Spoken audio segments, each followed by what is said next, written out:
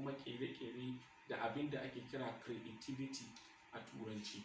Wannan ko ya samu asali ne domin abin da inda duniya ta samu gaba shine wannan ƙere-ƙere da fasaha da hitowa da sababbin abubuwa shi kaɗai ne matasa za su runguma har ya zan cewa za su iya sustaining na kansu kuma su yi sustaining na al'umma.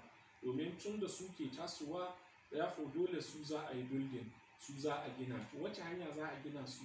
Ba karatu ba kawai, hatta da hitowa da ƙere-ƙere da fasaha ma da kimiyya, ganin yadda za a samu ci gaba ya zan su samu dogaro ga kansu. Abinda muke gani babban matsalar da ake samun duniya worldwide, amma dai Nigeria in particular, shine matasanmu ba su rungumi sana'o'i ba, musamman na ƙere-ƙere yadda ya kamata. So wannan ranar tana da matuƙar muhimmanci.